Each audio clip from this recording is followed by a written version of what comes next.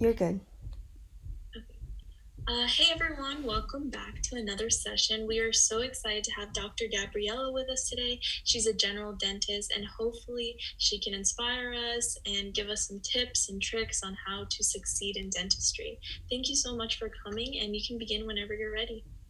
Thank you so much for having me. Happy Thursday, everyone. I go by Dr. Gigi. And thank you so much for your time tonight. I'm so grateful for the opportunity to be part of Fresh Dental Shadowing. Tonight, I hope that this gives you a better look at how you can better serve yourself and your community. You're listening through my story, and may this ignite your passion in pursuing dentistry. I hope this brings light on how you can change your life and so many others around you. I don't know if any of you have ever shadowed before, but this is an eye-opening opportunity to observing the ins and outs of dentistry. And I wish you all get a chance to shadow in person one day. I can imagine it's really hard right now due to the pandemic, getting in and out of offices or trying to meet people and other dentists. I'm very grateful for the opportunity to be here on Fresh Dental, to be part of your growth and mine as well. And feel free to reach out to me if you have any questions after this. So what's going to be discussed tonight is my journey, my education, residency application, my typical day in the residency program, revived mission, some key terms in dentistry, and a few previous cases. And just a little background, dentistry has been part of my entire life. I was born and raised in Miami, Florida, and straight out of high school, I went to community college to Miami-Dade. And I graduated 2 years later with my associates in business administration. And to be honest, from there, I was at a turning point, and I wasn't sure what I wanted to do. I didn't know what career moves I was willing to make. I knew that I loved working with people. I loved science and healthcare. I also liked event planning and cooking and painting. And I was a lost young 19-year-old. And I was presented with the opportunity to actually move to the Dominican Republic. I was debating whether I was going to go. I applied to Florida International University. And in order to do a bachelor's here in the United States after my AA, since it was in business, I was going to have to do 3 to 4 years, starting with your physics and your biochem and your chemistry and everything. And I started adding that up. Then take your DAT, pass your DAT, apply to programs, and get in. I was analyzing all of that, and they told me, hey, go to the Dominican Republic. And my dad actually went to dental school over there too. So not in the same school, but in the same country. So I was like, you know what?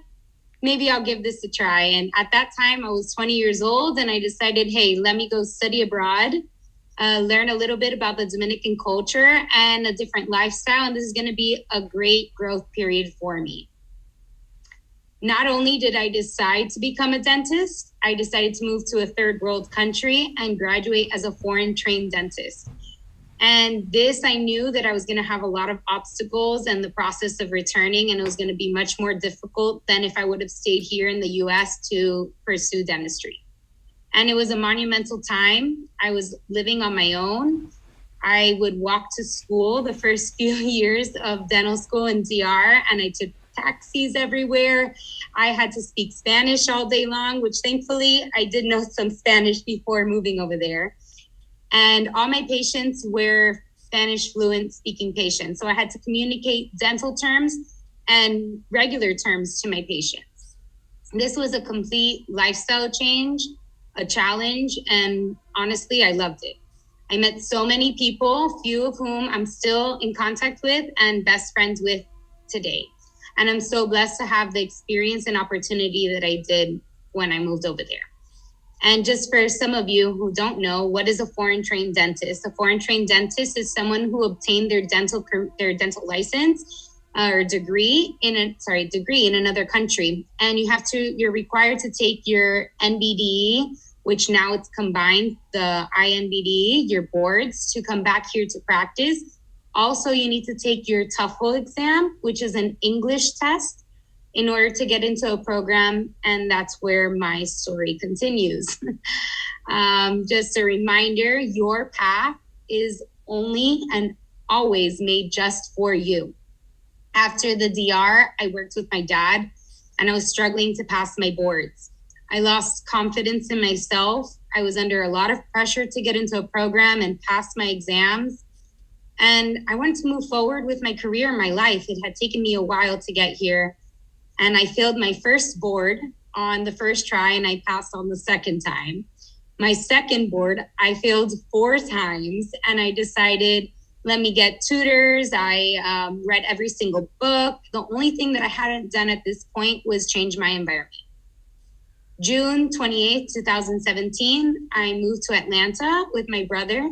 And August 29, 2017, I finally passed. So not even a whole month later, I maybe studied 2 or 3 hours a day. It wasn't even much because I already knew all the information. It was just having the confidence in myself to get there.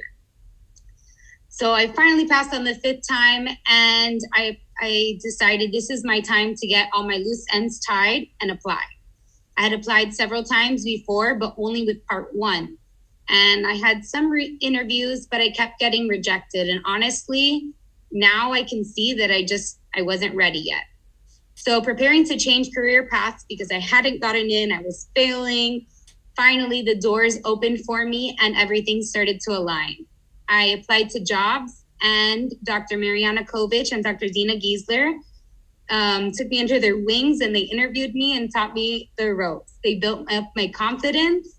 They took me to continuing education courses on oral sleep apnea, cosmetic dentistry, orthodontic appliances. They uplifted my faith and inspired me to explore more of myself and the dental community.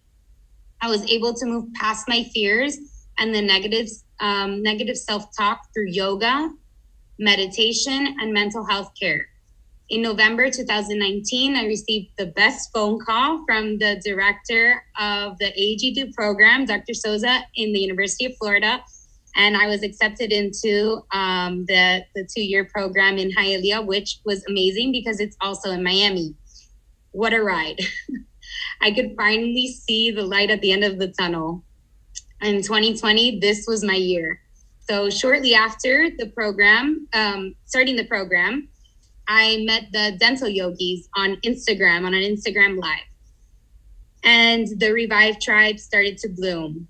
They are, I'm going to talk about them in just a few, but they are amazing people who have connected oral surgeons, endodontists, general dentists, pedodontists, orthodontists, pretty much anyone in the dental community.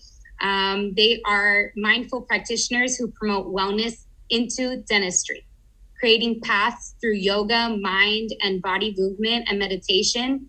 This is known how to help calm patients and ourselves as dentists through anxiety. In summary, these are the most amazing people from over the world who united forces in the Dominican Republic, of all places, where I went to dental school, for a dental yoga community service trip in February 2021. Now I'm starting to see how all of my paths align, and I needed to take these steps. I needed to fail in order to pass, in order to move forward and get to the group that I'm in now. And I'm also involved in a community yoga group in Miami called Warrior Flow Yoga, and they just help raise awareness for mental health in their community. To be honest, at first I knew I liked dentistry because I'd been around it my entire life, working at my dad's office as a dental assistant and a patient coordinator. But I wasn't sure, was this really for me, or was this the family job? Like, was this just me taking over? I thought, oh, so easy. I can just study hard, get a license, and take over. But really, that's not what dentistry is about, and that's not what my journey is about. And now I can see how much dentistry has actually changed my life and bettered me as a human, as a healer, and as a provider. And with a grateful heart, I can say that I fall more in love with dentistry every single day. My advice for you is to join a study club where you can learn from other dentists and find a mentor. Instagram, for example, is a very easy, cheap, and quick way to get started on your networking. And little by little, you'll find out what you like to do and find your tribe of like-minded people. And for some of you, figuring out your interests takes time. And for others, you instinctively already know. So I suggest that you prepare for your DAT, apply early, visit schools, shadow, volunteer, look up the information, and if not, find someone that knows a little bit. It's important how to learn how to deal with all kinds of people and to get involved with your community. So ask yourself, do you have a mentor? Do you need help? Reassess your goals and define them with a time frame, and figure out what you need to do to keep yourself mentally just healthy. I think that studying, and us who are such perfectionists, we want to know exactly what's going on. And there's so much detail to dentistry that sometimes we forget about our mind. And the most important thing is to try to find balance between your work and your personal life, and how to integrate the two.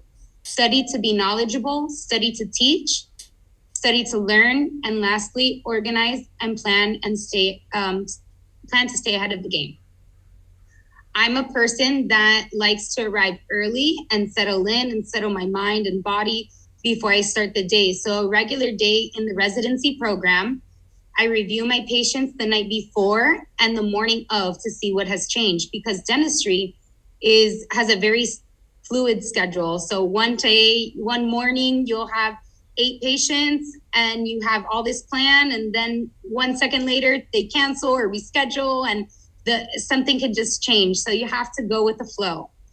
But there is a recipe that we should follow. And that recipe is to evaluate the chief complaint, why the patient came in, what is their problem, and how can you help them? Figure out the subjective and objective exam prior to assessing the problem to determine diagnosis. And the key to keeping all your patients documented and analyzed consists of taking records, taking photos, documenting everything, so you have proof of what you did before and after, and how your patients transform, really. At the University of Florida, we have specific days for each specialty. So for example, on Mondays, we alternate between oral surgery and perio, and also ortho. On Tuesdays, we have oral surgery and prosthodontics.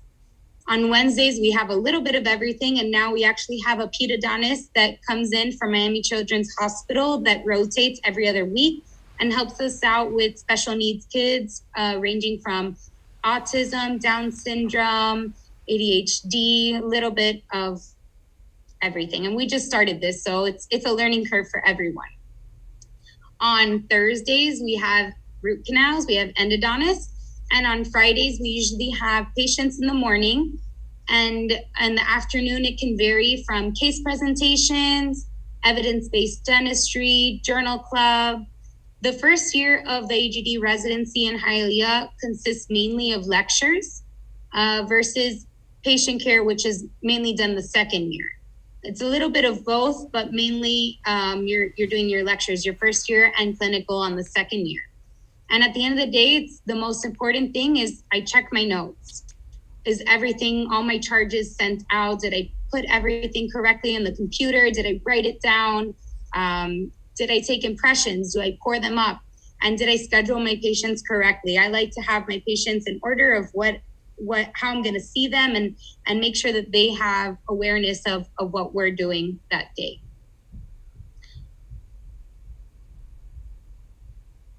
So aside from residency, I found my tribe and I met the dental yogis, Christian and Danielle on the top left. That's a picture of them. And I love that picture. I took that in the Dominican Republic, this mission trip that we went to.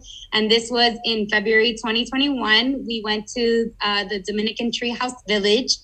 And I met Christian and Danielle on an Instagram Live. And that same day, I joined their community on a Zoom call. Then we opened up about breath work, and the rest is history. Christian and Danielle are the true example of manifesting your dreams.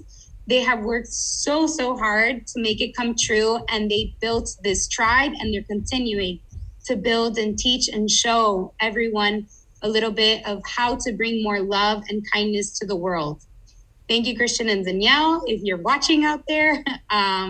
You guys are amazing and helping really the dental community evolve every single day. So my hope for you, anyone that's watching, is to find your tribe. If you have a dream, believe in it. Even if it takes 10 years, but if you keep the light of faith on, the universe will answer your questions and will guide you to be exactly where you are meant to be. So for me, the key to dentistry is knowing how to integrate the tooth with the body and the soul. The most fundamental part of dentistry is knowing what a tooth looks like. So this is the tooth. The top part is called the crown, and the bottom part is the root.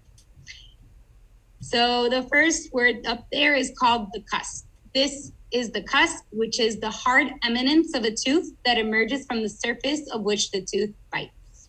Canines, also known as your fang teeth, each possess a single cusp, where premolars tend to have 2 each.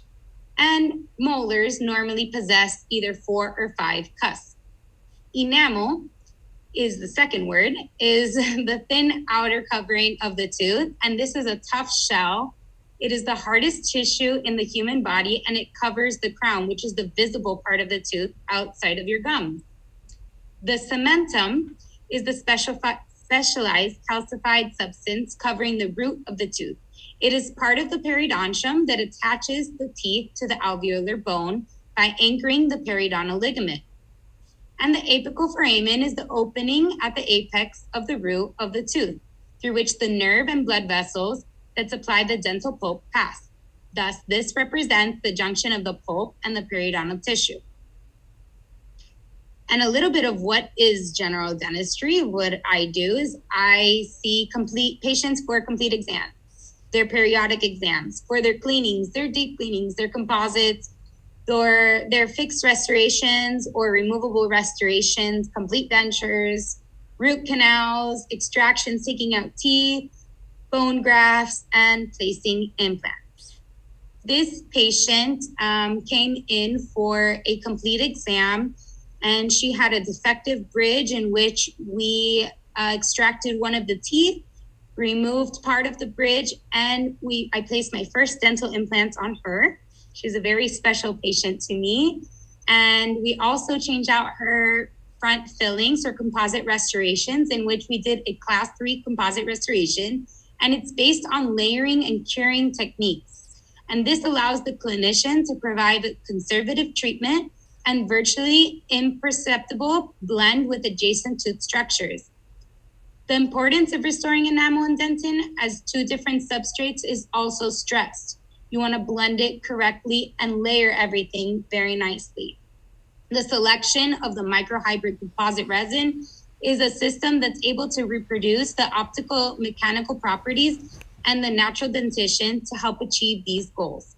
And sometimes it is recommended for the patient to bleach or to use whitening products prior to any cosmetic restoration, whether it be bonding or veneers or crowns.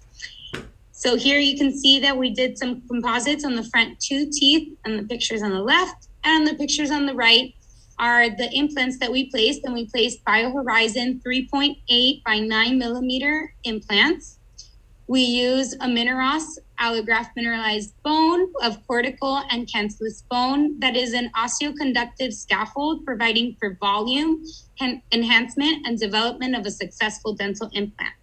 We also use what's called a membrane, and this one was non-resorbable, and we used LPRF, which we took some blood out of the patient.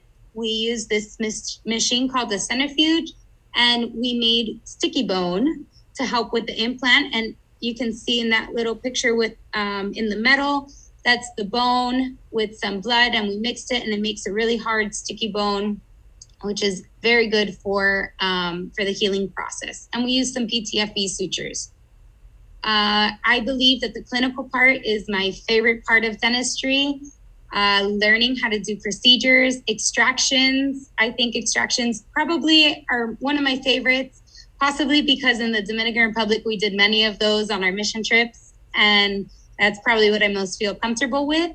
But I'm just starting my career, and I know that I have a lot to learn. And I hope that you guys are always open to learning and bettering yourself, because what I'm learning is that dentistry is a practice. It's not one day that you're going to be fantastic and amazing. It's a lot of hard work, and little by little, you're going to see your progress and how far you've come. Another procedure that I really like to do that I didn't think I liked as much are dentures. I have really taken a love to dentures and making people, just transforming their smile and giving them something where they had nothing, or an ill-fitting denture, and learning how to make it by hand in the clinic fit better for them, and making sure that my patients don't have their teeth falling out of them while they're talking or chewing. And steps for a denture are really taking an accurate preliminary impression. So preliminary impression is the first impression that you're going to take. Usually we take these with an alginate and we pour them up and trim it. And then we construct what's called a custom tray. So we get this material and we put it on top of that, and we make a tray that goes exactly for that patient's mouth. And we have to learn the principles of proper border molding during this custom tray final impression. And this is going to give us the best accuracy of the patient's mouth. After this, we do what's called a box. We box up the impression and we make the final impression, pour it up, and we make a base plate with wax rims. This is going to help us identify the patient's vertical dimension. It's going to help us check out the patient's profile. And this is really important to establish the incisal edge, occlusal plane, vertical dimension. As I mentioned, their midline, if it's centered or not. This is where we're going to evaluate all of these steps. And we have to properly mount these caps in order to have a good final denture. And my last case here is going to be on an emergency visit. This patient also is very close to my heart. She was in a car accident on Halloween with her brother, and she is only 12 years old, and she lost her front teeth. Her teeth were splinted for about 4 weeks, when normally you splint them for 1 to 2 weeks. So after they were splinted, I checked for her mobility. I checked the testing of the teeth, if they responded to any cold or electric.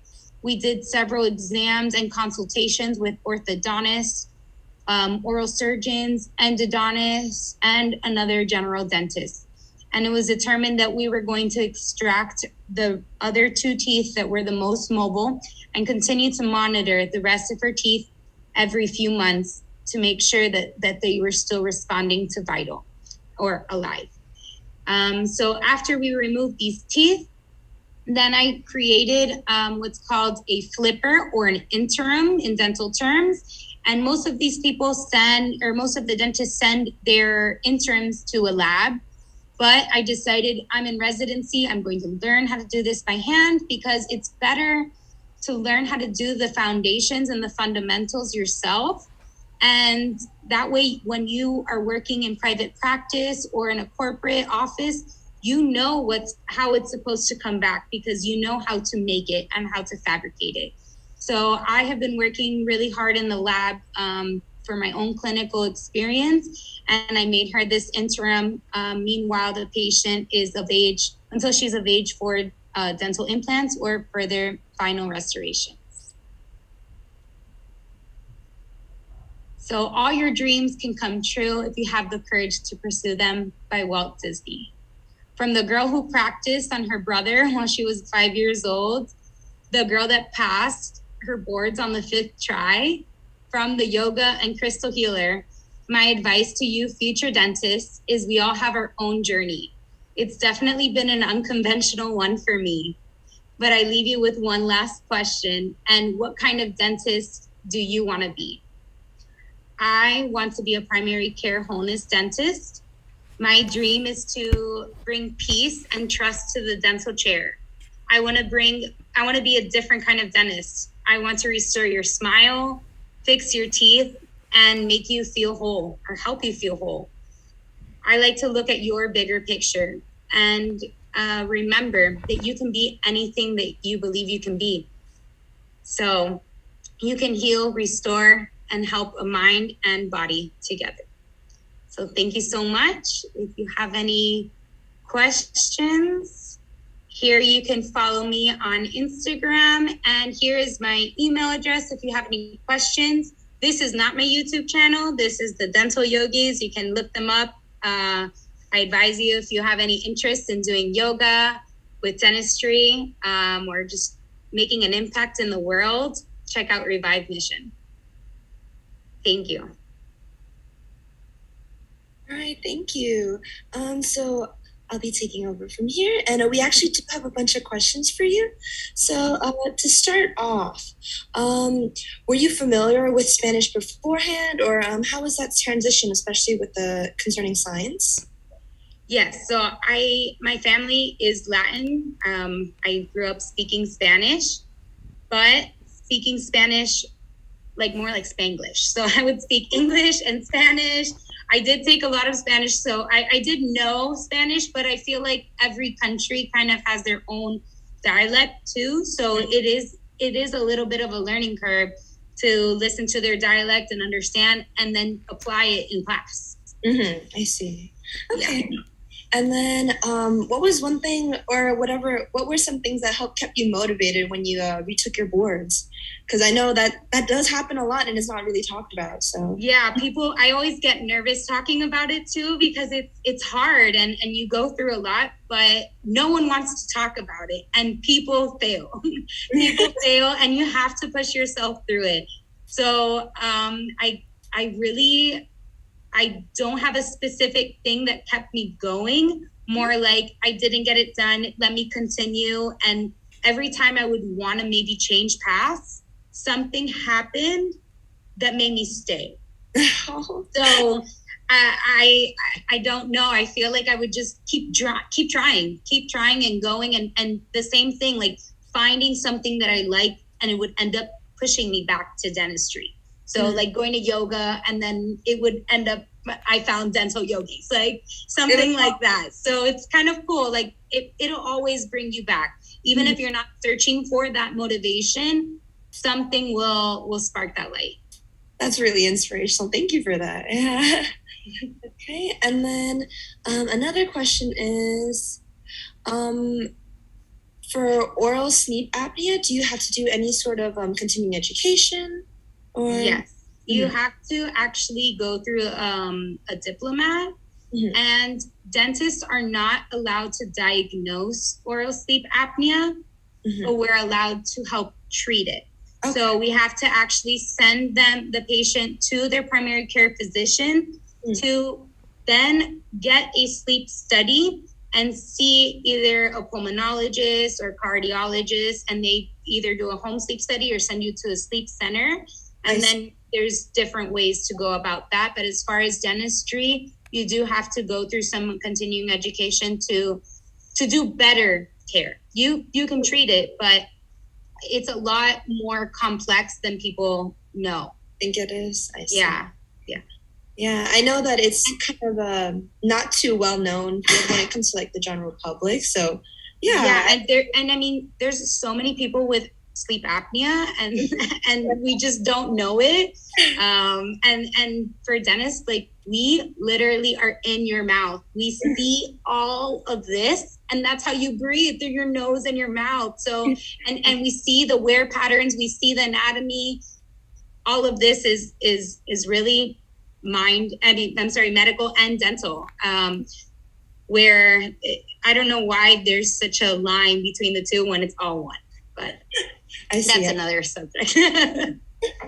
Okay, and then another good question I found was, so a lot of the times research or the public will look at people that are experiencing dental anxiety through the patient's eyes and try to treat it through there. But then what were some things that you face as a dentist concerning patient anxiety, or how do you personally deal with it? Or I personally have anxiety. No, like deal with patients. No, but I do. And like, being honest, I think everyone has some kind of anxiety, whether they say it or not. You go through that. That's part of being human and learning and growing.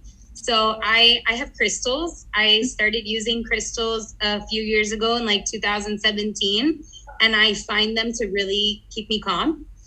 And And I instead of like, when the little squish balls. Mm-hmm. Okay, so I use crystals instead of squish balls. I believe that the energy really keeps patients calm, and it keeps me calm too. And I use breathing exercises. So learning a little bit about breath work.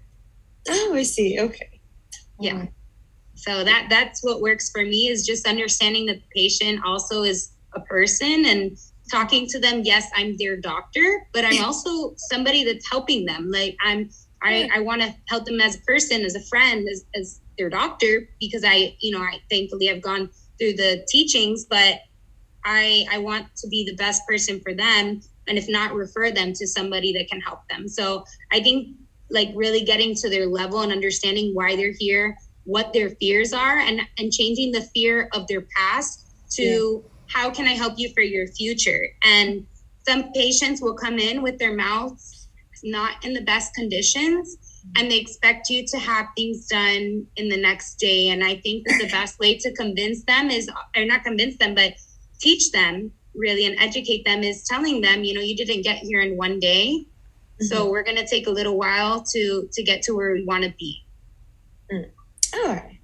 Okay. And then for the next question, we have, how did you find a mentor, and what were some tips in your journey to find them? Or I am still, I think every state of your life, or maybe every other year, you're going through some kind of change. So you need to change your mentors as you grow and develop. Not talking to them again, but continuing to meet people and evolve. So I think really Instagram has helped me a lot. And I've always been part of the community. So I do outreach programs, Revive Mission. In dental school, I did a lot of community work as well. So as if you're involved with your community, I feel like you'll find the right mentor. So the community work, was that opportunities given by your dental school, or was that something you had to go outside and look for on your own? I looked for. I see. Okay. Yeah, there's actually an app called Eventbrite. Oh. And I just looked for things that I was interested in, and then I found free events, and I would just start going until I found what I liked. Yeah, because something that I'm personally looking for right now is to find new opportunities to volunteer, give back to the communities. And I feel like it's getting a little hard with COVID sometimes, but I know some of these like outreach programs are super expensive too. So I definitely want to look for something more affordable on my end where I can give back. I think on Eventbrite or something like that, maybe on Instagram as well, just looking up community programs and seeing where that is. Thank you. Yeah, that's kind of fun. Okay, and then another question is, how do you feel about specialties, or did you find any specialty that stood out to you in rotations? I'm still trying to figure that out. Oh, really? I really like, I really don't know. I really like dentures. I like cross. I like implants and extraction. So I don't know. I'm still trying to figure it out. I'm not 100% into root canals yet, but I've had a lot of emergency patients where they won't see the kids if they're 13 years old, if they're under like 16. So we've had a lot of patients come in that are 12, 13 years old, and they need root canals, and they're all molars. So I think that I would love to expand my knowledge. And if you follow Brett Gilbert, or if you don't, go follow Dr. Brett Gilbert. He's an amazing endodontist, and he's part of the Dental Yogis as well. And he's just amazing. But I would love to learn more about root canals and how to better myself to better my patients, because sometimes right now I'm not as experienced as an endodontist because I'm in general residency. So, you refer your patients out, but then what if they don't get seen? And then what happens? The patient went to 3 or 4 different specialists and they wouldn't see her. So I decided I was going to attempt it and try it and do it. So I think just putting yourself out there and and explaining to the patient the risks, the benefits, and how you can help them, and try your best. Like I said earlier too, it's a practice. Mm-hmm. So every day you'll learn how to get a little bit better. Mm-hmm. And then, so I know that for residencies, a lot of new dentists will try to apply like right out of school or like when their program is ending. Do you think it's actually more like spread out where people go into general dentistry first and then, they're like, oh, you know what, I want to specialize, so they'll do it later? Or is it something that they kind of come up with during dental school and then get into it right after? I think a little bit later. And I also think that for any foreign dentist that's listening, you should wait before getting into a program. Go out to a dentist, go shadow. I know that it's hard, but try. And even if you're in transition with studying with your boards, find an office. I'm sure that there will be an opportunity. Make the opportunity for yourself and find somewhere to really learn what you like, and find someone that's going to take you to continuing education courses and the classes and the meetings, and do things that involve more than one doctor, so you can learn different techniques in different ways. Everyone has a different way to do something. Mm-hmm. Okay. And then from your personal experience, would you say that so far residency or dental school has been harder for you to manage? I guess residency. Oh, yeah? Yeah, because of the transition from graduating dental school to get into residency, I feel like that was the hardest part, was that transition. And now the first year of residency was pretty tough. The second year, I feel like it gets a little bit better, maybe because you feel more confident in yourself as well. So you're like, I'm ready. You're finally getting into the groove of things. Yeah. Okay. And then other than the crystals that you mentioned earlier, is there anything that you do to help manage your time or manage yourself for your stress, or any stress relieving activities you like to do with the yoga? Yeah, I do the yoga. I do some meditation, journaling, and I love to go outside. I actually live on a lake, so I love to go swimming and paddleboarding, like anything that just involves movement and doing something fun. Mm-hmm. Yeah, keeping it fun. Yeah, that sounds like really good advice. Okay, and then a personal question for you. Do you have a least favorite or favorite procedure that you like to do? Or my favorite would probably be extractions or kids. I really like seeing kids, especially on their first visit. I enjoy showing them the tell, do. And so I show them, I tell them, and I explain it to them, and they love it. So I really enjoy seeing kids. And my least favorite is root canals. Yeah. Is root canals also probably like the most difficult for you in your personal experience, or? Yes. Yes, yeah. And yeah, there's lots of stories for that. Yeah, well, it sure doesn't look easy, definitely. No. And I really, in this residency program, I've had one anterior tooth, so one front tooth. Mm-hmm. Everything else has been a molar. So it's been a long ride. Yeah, I already know some general dentists just refuse to touch molar root canals, right? Oh my goodness, it is hard. Okay, and then continuing on, so after your residency, do any of your peers or anyone did you know, do they have any trouble finding a job, or were there opportunities waiting? Like, how does the market look like afterwards? I'll let you know in a few months. We're still applying now we take our boards in, I think beginning of May, we're going to take our Florida State board. Mm-hmm. And then they find it pretty easy to transition after, as long as when you get your license, you just take that board and your law exam, and then opportunities find its way. All right. That's reassuring to hear. Okay. And then do you think that dental assisting made dental school easier for you in any way whatsoever? Like, was it beneficial in a lot of ways? Yeah, I think that being an assistant allows you to see the other side. Mm-hmm. So you can, and it's important for the dentist to really appreciate your dental assistant, because without that, you don't have your right hand. And, you know, it's good to do to learn how to do things on your own, but you need your assistant. So appreciating, being on the other side, I can see where I can appreciate the person that's helping me. And when I was being an assistant, I was able to just handle all the materials and pass them this and learn how to clean the instruments and learn what every single thing is. And that's so important. People don't know how to sometimes hand an instrument or clean the cement off the instrument. Like, it's really important to know these little things, that like how to mix a good alginate. You learn that in dental school, but as an assistant, if you're doing that all the time, you're really gonna get better to be a better dentist. Do you think it like reinforced some sort of skills that were actually kind of useful when it came around in dentistry? Definitely. Oh, good. And you're fast paced. You're go, go, go. All right. Okay. Well, that seems to be the end of the questions for today.